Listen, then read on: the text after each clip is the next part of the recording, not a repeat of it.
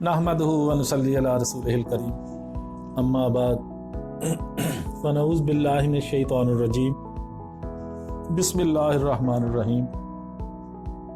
मुअज़्ज़ज़ नाज़रीन कराम, अस्सलामु अलैकुम व रहमतुल्लाहि व बरकातुहू। आज हम मछली के कांटे के बारे में बात करेंगे कि मछली का कांटा अगर गले में फंस जाए तो क्या करना चाहिए।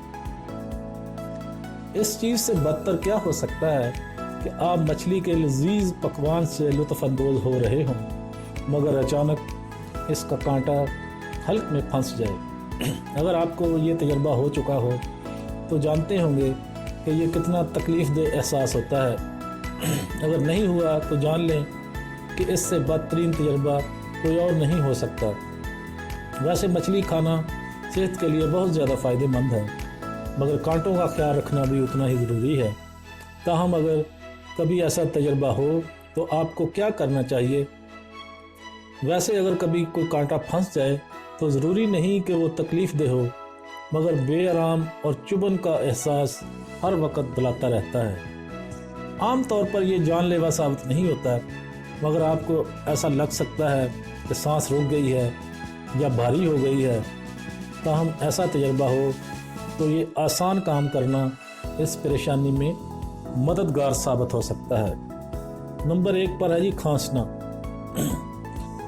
वैसे जहन में सबसे पहले ऐसी सूरत हाल में खांसने का ही ख्याल आता है और इस पर अमल भी करना चाहिए।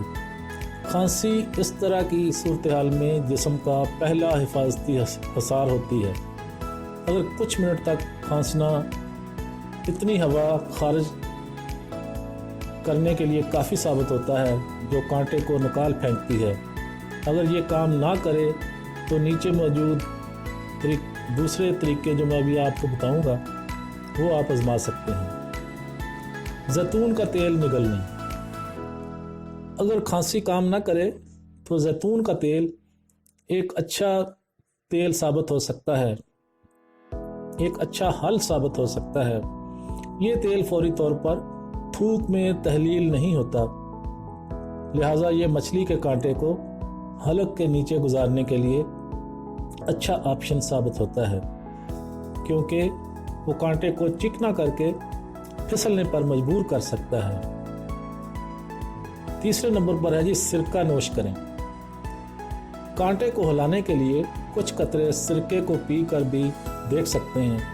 पानी में सिरके के कतरे मिक्स करके पीना मछली के फंसे हुए कांटे की तकलीफ से निजात दिलाने के लिए काफ़ी साबित होता है। इस तरह के कांटे काफ़ी पतले और नाजुक होते हैं और सिरके में मौजूद तेजाबियत इन्हें गलाने के लिए काफ़ी साबित होती है। ताहम इस तरीक़ाकार में तकलीफ़ से निजात के लिए वक़्त ज़्यादा दरकार होता है। नंबर 4 पर है जी डबर रोटी भी फ़ायदेमंद है। खुश्क डबर रोटी को गर्म पानी या दूध में मामूली सा डुबोएं और फिर गेंद की शक्ल बनाकर निगल लें। ऐसा होने पर मछली के कांटे को भी ये अपने साथ ले जा सकती है। और सबसे आखिर में है जी डॉक्टर के पास जाए।